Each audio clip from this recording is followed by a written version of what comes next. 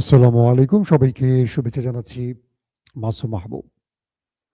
প্রিয় দর্শক, Iran America প্রসঙ্গে বেশ কিছু ব্রেকিং খবর আছে আমাদের হাতে। সংক্ষিপ্ত সময়ে আমি আপনাদের সেই খবরগুলো দেওয়ার চেষ্টা করব। চট্টগ্রামের মাইজপাড়ার লোক পাওয়া গেছে না? গুড। আপনি আমাকে একটু কমেন্ট করে জানাবেন। নাম মেহরাজ আফজাল। মেহরাজ আফজাল স্কুল সংলগ্ন। নিয়মিত দেখি খবর দেখতে। আমি আসবো একদিন আপনাদের এলাকায়। বেলায়েত ভাই। দর্শক, আমি চট্টগ্রামের নাম বেশি নিলে আপনারা কষ্ট পান না। এটা আমার খুব পছন্দের একটা শহর, মানে খুব সুন্দর শহর, সেজন্য বলি আর কি মাঝে মাঝে। আমার আরো অনেক প্রিয় শহর আছে। কুষ্টিয়া আমার পছন্দের, বগুড়া আমার পছন্দের। হুম।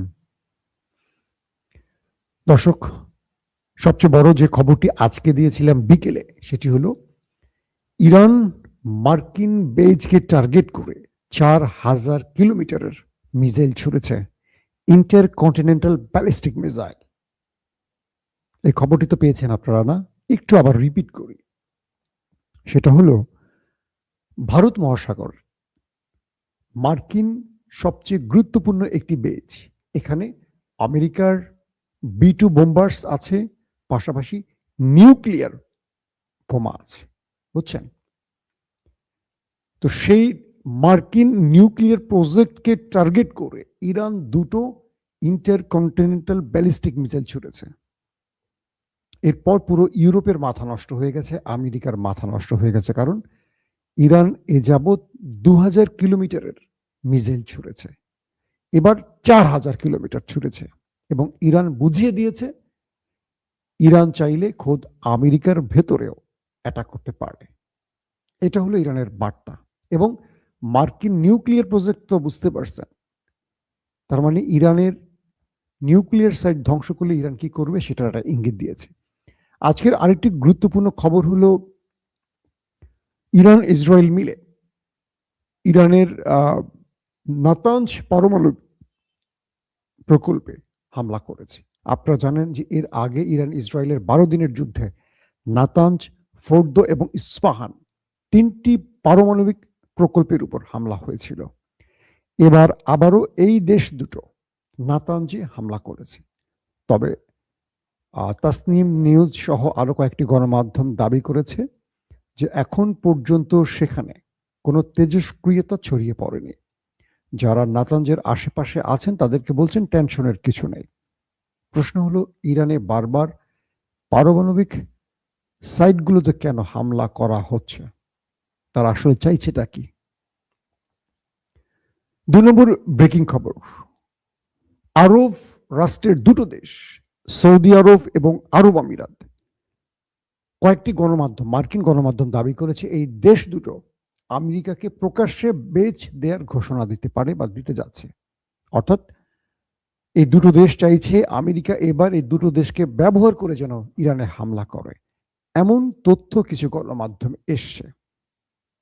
যদি খবরটি সত্য হয়, আরবের জন্য এক অমানিসার দিন আসতে যাচ্ছে। আর আরবদের মূল শক্তি হলো পাকিস্তান। পাকিস্তান হলো আরবদের ভাড়া করা সন্ত্রাসী। একদম ওপেনলি বললাম, যারা পাকিস্তান ভালোবাসেন হয়তো কষ্ট পাবে। পাকিস্তান আরবদের ভাড়া করার সন্ত্রাসী। কিরকম? তাদের টাকা দিবে আর তারা ভাড়া খেটে লড়াই করবে। দুটো খুব গুরুত্বপূর্ণ স্টেটমেন্ট দেই। আমি অনেক সময় লাইভের প্রথম 5 মিনিটে চেষ্টা করি গুরুত্বপূর্ণ দিতে, অনেক সময় একটু পরে দেই। তার দুটো কারণ হলো, যখন দেখি প্রথমে অনেক দর্শক ঢুকে যান তখন আমি এটা করি। যখন দেখি দর্শকরা একটু ধীরে ঢোকেন তখন অনেক সময় দেখা যায় যে প্রথম দিকে একটু কম গুরুত্বপূর্ণ খবর দিই। দুটোই আমি ব্যালেন্স করি মাঝে মাঝে। বাট অনেকের জন্য সবগুলো খবরই গুরুত্বপূর্ণ। মানে আমি বলছি যে এটা কম এটা বেশি, বিষয়টা এরকম না। অর্থাৎ আপনার জন্য হয়তো সবগুলি গুরুত্বপূর্ণ। এখন বিষয়টা কি? ইরানের প্রেসিডেন্ট যিনি মাসুদ পেজিশকিয়ান, তিনি আজকে একটা স্টেটমেন্ট দিয়েছেন। আমাদের প্রতিটি প্রতিবেশী দেশ আমাদের বন্ধু। ইরান প্রতিবেশীদের সাথে যুদ্ধ চায় না, ইরান তাদের সাথে বন্ধুত্বপূর্ণ সম্পর্ক চায়। আমরা আশা করব প্রতিবেশীরা আমাদের শত্রুকে কোনো ঘাঁটি দেবে না এবং ইরানে হামলায় তারা সহযোগিতা করবে না। প্রয়োজনে আমরা প্রতিবেশীদের সাথে ডায়ালগ করব, তবুও তাদের সাথে আমরা যুদ্ধ চাই না, আমরা প্রতিবেশীদের সাথে বন্ধুত্বপূর্ণ সম্পর্ক চাই। অসাধারণ কথা বলেছেন। কেন বলেছেন? আসেন আরেকটা স্টেটমেন্ট শোনাই আপনাদের। সেটা হলো আয়াতুল্লাহ আলী খামেনির ছেলে মুস্তফা খামেনি, তিনি আজকে নতুন একটি স্টেটমেন্ট দিয়েছেন। তিনি বলছেন পাকিস্তান আমাদের পছন্দের একটি দেশ এবং বন্ধু রাষ্ট্র। আমার বাবা আয়াতুল্লাহ আলী খামেনি সবসময় বলতেন পাকিস্তানের হাত ছেড়ো না, পাকিস্তান ইরানের বন্ধু, এবং খমেনির সবচেয়ে প্রিয় দেশের মধ্যে একটি পাকিস্তান। এই কথাটি কে বললেন? মুস্তফা খামেনি। কেন বললেন? আসেন এই বিষয়টা একটু বিশ্লেষণ করি। সৌদি আরব যুদ্ধে নামতে যাচ্ছে আরব আমিরাতকে নিয়ে, যে কথাটি একটু আগে বললাম যে ডোনাল্ড ট্রাম্পকে প্রকাশ্যে ঘাঁটি দিতে যাচ্ছে আক্রমণের জন্য, এই খবরটি আপনারা জানেন। সৌদি আরব পাকিস্তানের সেনা প্রধান ফিল্ড মার্শাল আসিফ মনির এবং প্রধানমন্ত্রী শাহবাজ শরীফকে ডেকে নিয়েছিলেন। তিনি আসেন নাই, ডেকে নিয়ে এসেন, এই ছাগলের 13 নম্বর বাচ্চা এদিকে কান ধরে ডেকেছেন, চলে আসছে। গরিব দেশ তো। আসিফ মনির সুসুর করে চলে গেলেন, টাকা পয়সা আনতে হবে না, লুটপাট যতদিন সেনাবাহিনী থাকবেন ততদিন পেট ভারী করতে হবে। লুটপাট তো সেনাবাহিনীতে বসেই করা খুব সুবিধাজনক। বিভিন্ন অভিযোগ অজুহাত এটা সেটার নাম করে যুদ্ধ ছড়াবেন, সেনাবাহিনী মরবে, পাকিস্তানের সম্পদ নষ্ট হবে, কিন্তু লাভবান হবে কে? পাক সেনাবাহিনী আর পাকিস্তানের বর্তমান সরকার। এই যে ডোনাল্ড ট্রাম্প, সে হিস্টোরিতে আসে সেনাবাহিনীর শুধু না, পাকিস্তানের খেলাটা একটু পরে বলবো। তো পাকিস্তান এই যুদ্ধে জড়াবে সৌদি আরবের পক্ষে, এমন ইঙ্গিত পাওয়া গেছে। তো এই ইঙ্গিত পেয়েই ইরানের মুস্তফা খামেনি এবং প্রেসিডেন্ট দুটো স্টেটমেন্ট দিলেন আলাদা করে, এবং তিনি পাকিস্তানের নাম উল্লেখ করে মুস্তফা খামেনি বললেন যে আমার বাবা পাকিস্তানকে খুব ভালোবাসতেন এবং বলছেন যে পাকিস্তানের হাত ছেড়ো না, পাকিস্তানের পাশে থেকো। এবং আপনারা জানেন কি না, হরমুজ প্রণালী দিয়ে অনেক দেশের তেল বন্ধ থাকলেও ইরান 3টি দেশের তেল রাস্তা ওপেন করে দিয়েছিল, একটি চীন, একটি বাংলাদেশ আর অন্যটি পাকিস্তান। বুঝতে পারছেন? তো এই যাত্রায় খামেনির পুত্র মুস্তফা খামেনি বার্তা দিচ্ছে পাকিস্তানকে যে তোমরা আমাদের সাথে লড়তে এসো না, তোমরা আমাদের ভালোবাসার দেশ, আর যদি লড়তে আসো ছাড়া হবে না। মার্কিনীরা পিটার ঠেলা পালাচ্ছে আর তুমি পাকিস্তান কয়টা পারমাণবিক নিয়ে বসে থাকবা, আমি তোমার সাথে যুদ্ধ শুরু করলে ভারত তোমাকে ল্যাংটা করে ফেলবে। অর্থাৎ ভারত তো এই মোক্ষম টাইমটিতে আসছে, কারণ আমেরিকা ইসরায়েলের নেক্সট টার্গেট পাকিস্তান। তখন পাকিস্তানের পাশে কেউ দাঁড়াবে না, একটা কুকুরও দাঁড়াবে না, যেহেতু ইরানের বিরুদ্ধে দাঁড়িয়েছিল।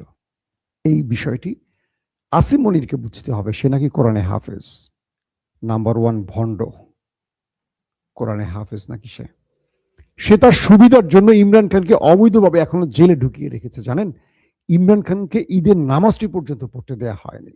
ইমরান খানের জন্য খাবার পাঠানো হয়েছে বাসায়, সেই খাবার পৌঁছতে দেয়নি। ইমরান খানের ঈদের নতুন পোশাকটি পর্যন্ত তার কাছে পৌঁছতে পারেনি ইমরান খানের কাছে। আইএসআই দিয়ে জেলখানা পুরো কন্ট্রোল করে রাখা হয়েছে। একটা দেশের সাবেক প্রধানমন্ত্রী এই মুহূর্তে পাকিস্তানের 90% মানুষের সবচেয়ে প্রিয় আস্থার ব্যক্তি ইমরান খান, তাকে ঈদের নামাজটি পর্যন্ত দেয়নি পড়তে। যেমন মসজিদুল আকসায় ওই দেশটি মুসলমানদের নামাজ পড়তে দেয়নি, আসিফ মনি শাহবাজ শরীফ সরকার সে কাজটি করেছে। কতটা লজ্জার বিষয় চিন্তা করতে পারেন? পাকিস্তানকে আমরা ভালোবাসি সেটা সামগ্রিকভাবে, কিন্তু যখন তারা আমাদের অস্তিত্বের সাথে বিরোধ করবে বা আমাদের অস্তিত্বের বিরুদ্ধে লড়াই করবে, ইমানের সাথে লড়াই করবে, মুসলমানদের সংকটে মুসলমানদের বিপদে না দাঁড়িয়ে শত্রুর এজেন্ডা বাস্তবায়ন করবে, সেই সময়টিতে আমরা কখনো পাকিস্তানকে সমর্থন করতে পারি না। এটি পাকিস্তান সৌদি আরবের পক্ষে না, এই লড়াইটা হবে পাকিস্তানের ইসরায়েল আমেরিকার পক্ষে, কারণ আরবরা দাঁড়িয়েছে দেশ দুটোর পক্ষে। এখন পাকিস্তানকে চিন্তা করতে হবে $2-4-5 বিলিয়ন জন্য তারা নিজের অস্তিত্ব বিক্রি করবে কিনা। ইতিমধ্যে আসিফ মনির শিয়া নেতাদের ডেকে ধমকি দিয়েছেন। কেন ধমকি দিয়েছেন জানেন?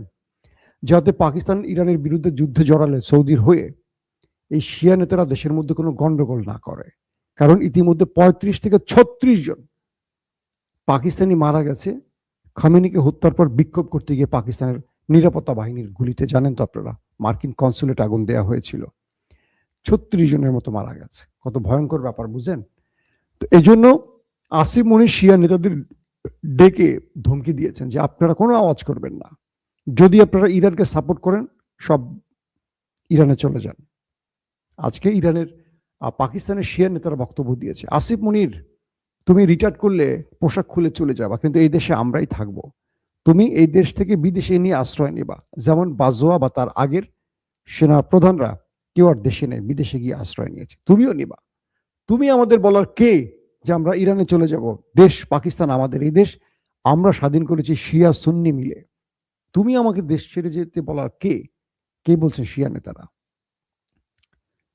যদি পাকিস্তান এই যুদ্ধে জড়ায়, মনে রাখবেন, একদম কাগজে লিখে রাখেন, পুরো পাকিস্তানের জনগণ সেনাবাহিনীর বিরুদ্ধে নেমে যাবে এবং খুঁজে খুঁজে সেনাবাহিনীকে পেটাবে, আর এই সুযোগটি কাজে লাগাবে ভারত, আফগানিস্তান। মনে রাখবেন, কারণ স্রোতের বিপরীতে দাঁড়ানো যাবে না। পুরো পুরো পৃথিবীর মুসলমানরা, আরবের মুসলমানরা পর্যন্ত খামেনির দেশের পক্ষে, আরবের পক্ষে না, জানেন? এখানে দেশ প্রেমের চেয়ে বড় হলো ইমানের দাবি, ইমানের প্রতি প্রেম। কারা কার পক্ষে লড়াই করছে এটা আমি এত ডিটেলস সোশ্যাল মিডিয়া বলবো না, আপনারা বুঝে নিয়েন। আসেন দ্বিতীয় খবরটি কি। ওমানের একজন সাংবাদিক আল জহুরি একটা স্টেটমেন্ট দিয়েছে, আজকে দেখলাম একটা গণমাধ্যমে তার বক্তব্য প্রচার করা হয়েছে। তিনি বলছেন আমেরিকা আরব রাষ্ট্রগুলোকে বলছে ইরান যুদ্ধের জন্য 5 ট্রিলিয়ন মার্কিন ডলার লাগবে। 5 ট্রিলিয়ন ক্যালকুলেটরে ধরবে কিনা দেখেন তো একটু ভালো করে। মিলিয়ন না, বিলিয়নও না, ট্রিলিয়ন, ট্রিলিয়ন। 5 ট্রিলিয়ন মার্কিন ডলার আরবের কাছ থেকে চেয়েছে কে? Donald Trump. অথচ এই যুদ্ধের জন্য পেন্টাগন রাষ্ট্রীয় কোষাগার থেকে $2 বিলিয়ন চেয়েছে। $2 বিলিয়ন চেয়েছে মাত্র পেন্টাগন যুদ্ধের জন্য, যুদ্ধের খরচ বহনের জন্য।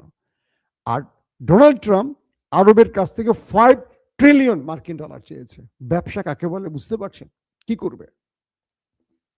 আরব তেল বেচবে, সেই টাকা ওদেরকে দেবে, আমাদের শ্রমিকদেরকে বেতন দিবে না। আমাদের শ্রমিকদের কম মূল্যে, বাংলাদেশ, পাকিস্তান, মুসলিম দেশগুলোর, আমাদের দরিদ্র দেশগুলোর শ্রমিকরা সেখানে কি পরিমাণ পরিশ্রম করে আমি প্রবাস সফর করে দেখে এসছি, তাদের দুঃখের গল্পগুলো আমি সচক্ষে দেখে এসছি ভাই।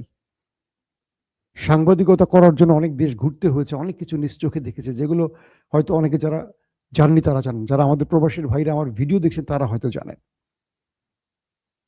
ওদেরকে কি নির্মম ভাবে কষ্ট দিয়ে রাখা হয় সেখানে, কি আচরণ করা হয় আমাদের বাংলাদেশি মানুষের সাথে সেই সব দেশে। অথচ ওরা শুধু তেল গ্যাস বিক্রি করে সেই টাকা তুলে দিচ্ছে এখন আমেরিকাকে। 5 ট্রিলিয়ন কল্পনা করতে পারবে না, এটা ক্যালকুলেটারে ধরবে না। ওমান এই তথ্য লিক করে দিয়েছে। ওমান বলছে কোনোভাবেই আমরা এই টাকা দেব না। ওমান এখন পর্যন্ত কিন্তু ইরানের পক্ষে দাঁড়িয়ে আছে। ওমানের জন্য একটা স্যালুট। বলছেন যে তোমাকে তোমরা, ওমান বলছে আমেরিকাকে, তোমাকে তোমরা যুদ্ধ শুরু করতে বলিনি, তুমি যুদ্ধটা শুরু করছো কেন? তুমি তো আমাদের স্বার্থে যুদ্ধ শুরু করোনি, তুমি করছো ইসরায়েলের স্বার্থে। তুমি যুদ্ধ শুরু করছো, আবার তোমার কারণে আমার দেশে ইরান হামলা করে আরব কান্ট্রিগুলোতে বিভিন্ন জায়গায় হামলা করছে, তেল রিফাইনিং বা ওয়াটার রিফাইনিং অথবা আমাদের বড় বড় কোম্পানির উপর হামলার ঘটনা ঘটছে। তুমি উল্টো টাকা আমাদেরকে না দিয়ে আমাদের দিকে চাচ্ছ 5 ট্রিলিয়ন। পাগল পাইছ? কে বলছে? ওমান। বুঝতে পারছেন? আরবের বাকি দেশগুলো চুপ। আরব আমিরাত মূল শয়তানের গোষ্ঠী, এখান থেকে গুটি চালায়। আরব আমিরাত পুরো ডুপ্লিকেট ইসরায়েল, তার কাছে ইসরায়েল ছাড়া আর কোনো কিছু না। আরব আমিরাতের কাছে ফার্স্ট ইসরায়েল, আমেরিকার কাছে ফার্স্ট, আগে ইসরায়েল। আর মোহাম্মদ বিন সালমানের অবস্থানটা এখনো বোঝা যায় না। অনেকে বলছেন তিনি ইরানের পক্ষে আছেন, বাট কৌশলে ব্যাটিং করছেন, যেহেতু আমেরিকার সবচেয়ে টার্গেট থাকে সৌদি আরবের দিকে। অনেক কৌশলী হতে হয়, বিষয়টি আমি এখনো স্পষ্ট না, কারণ নানান রকম বক্তব্য আসছে পাকিস্তানকে মাঠে নামাবে, এটা করবে সেটা করবে, কিন্তু পাকিস্তান এখন নামেনি। আমরা আশা করব পাকিস্তান নামবে না। পাকিস্তান তার জনগণের দিকে আসিফ মনির দেখবেন, কারণ তিনি তো একজন ব্যক্তি, নির্দেশ দিয়ে সবকিছু করতে পারেন না। এটা পার্লামেন্টে ওঠেনি, সিনেটে ওঠেনি, এটা বিল উঠতে হয় একটা যুদ্ধে এতদের যাবে কিনা। শুধু সৌদি আরব টাকা দিবে আর আসিফ মনিরা শাহবাজ শরীফ দৌড় দিবেন, দুজন ব্যক্তির ইচ্ছে তো একটা দেশ চলে না, 25 কোটি মানুষের দেশ। তো এখন যেটা হচ্ছে যে ইরানকে মোকাবেলার জন্য আমেরিকা আরবদের কাছ থেকে $5 ট্রিলিয়ন চেয়েছে।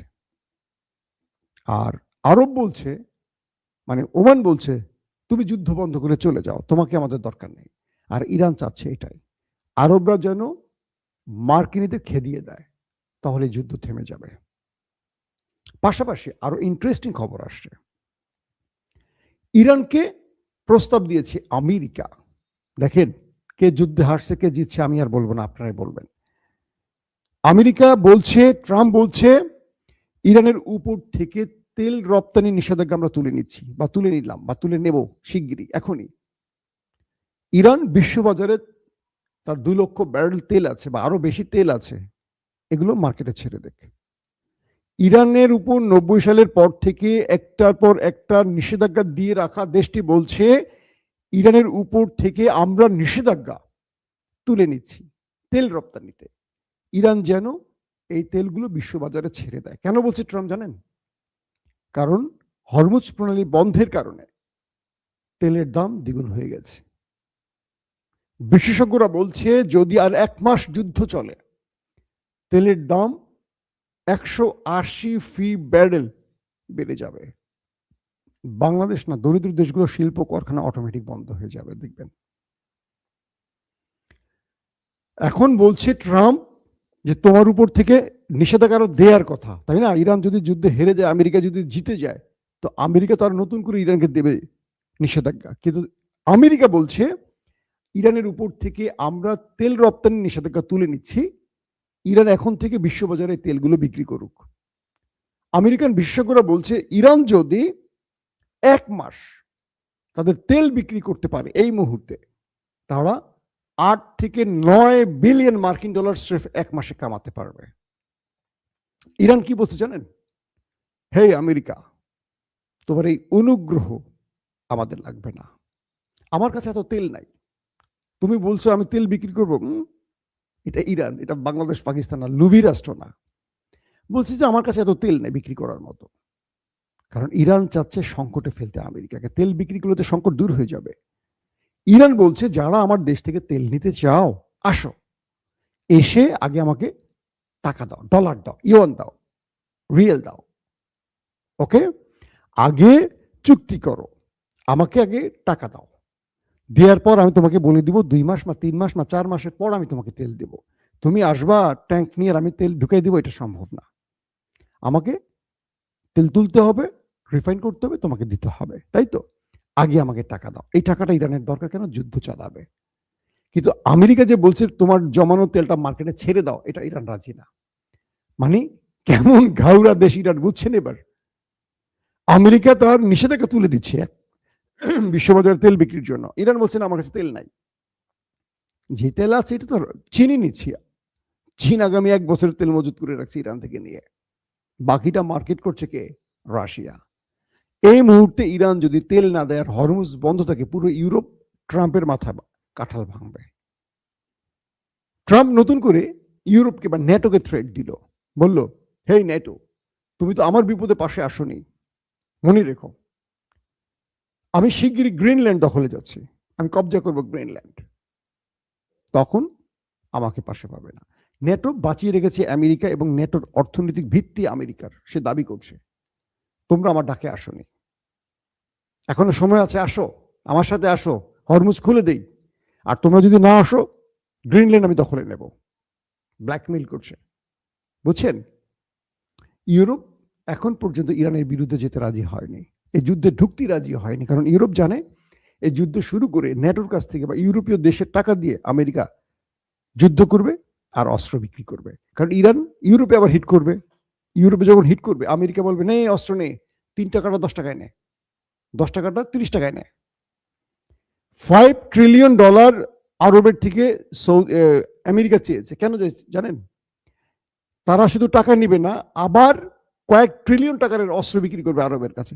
তো আরব আমেরিকার থেকে বা ইসরায়েলের থেকে অস্ত্রগুলো নিয়ে আরবের লাভ কি? সে তো ইরানের বিরুদ্ধে 1 সেকেন্ড টিকে থাকতে পারবে না। প্রতিরক্ষা ব্যবস্থা ভেঙে পড়েছে, রাডার সিস্টেম ধ্বংস করে ফেলেছে ইরান হিট করে। এতদিন ধরে আরবরা পেট্রোডলার দিয়ে যে অস্ত্রগুলো কিনেছে কোথায়? আমরা তো দেখছি না আরবকে। তো এই পরিস্থিতিতে এখন আমেরিকা যুদ্ধ বন্ধের কৌশল বাতলাচ্ছে। তারা বলছে আমরা ইরানের উপর থেকে এটা তুলে নিচ্ছি, ওটা তুলে নিচ্ছি, ইরান যেন আস্তে করে আপোষে চলে যায়। ইরান বলছে না, ইরান এই যুদ্ধটা আরো 6 মাস টানবে, পুরো পৃথিবীকে অস্থিতিশীল করে ফেলবে, ওয়ার্ল্ড অর্ডার ভেঙে ফেলবে। ইউরোপ, আফ্রিকার কোনো মানে এশিয়া বলে কিছু থাকবে না, যেখানে ডোনাল্ড ট্রাম্পের মোড়লগিরি চলবে। ইরান খেলতেছে এখন হাই থটে। এই মুহূর্তে কোনো মুসলিম দেশের উচিত হবে না ইরানের সাথে লড়াই করা। তুমি যে কাজটি পারোনি সে কাজটা ইরান করছে, তাকে নেপথ্যে পারলে সমর্থন করো, তার পথে বাধা দিও না, কারণ আগামী দিন ওই দুটো দেশ তোমার ঘাড়ে এসে চাপবে। পাকিস্তানকে ভারত দিয়ে অস্থিতিশীল করার চেষ্টা করছে, কি পাকিস্তানকে জানে না ওই দেশটি। এবং ভারতে আরেকটি বেস চাইছে আমেরিকা। এটা আপনি তুলসী গাবার তাদের গোয়েন্দা প্রধানের খবরটি পেয়েছিলেন তো নিঃসন্দেহে, আমি দিতে ভুলে গিয়েছিলাম। সে বলছে পাকিস্তান আমেরিকায় আক্রমণ করার মতো মিসাইল তৈরি করছে, এখনই পাকিস্তানকে ধরতে হবে, তাদের পারমাণবিক নিয়ে নিতে হবে পাকিস্তানের কাছ থেকে। মার্কিন গোয়েন্দা প্রধান তুলসী গেবার বলছে। তার মানে ডোনাল্ড ট্রাম্প ডেকে 2 দিন ভাত খাওয়াইছেন, আসিফ মনিরকে, শাহবাজ শরীফকে পাশে বসাইছেন, তারা খুশিতে গদগদ, আমাদের ইউনুসের মতো। যে দেশে আমেরিকার ঘাঁটি থাকে সেই দেশের আর বিপদের প্রয়োজন হয় না, যেটা আরবরা এখন হারে হারে টের পাচ্ছে। দর্শক, শেষ সময় আবারও বলছি, ঈদ মোবারক, প্রত্যেকে ভালো থাকবেন। আল্লাহ হাফিজ।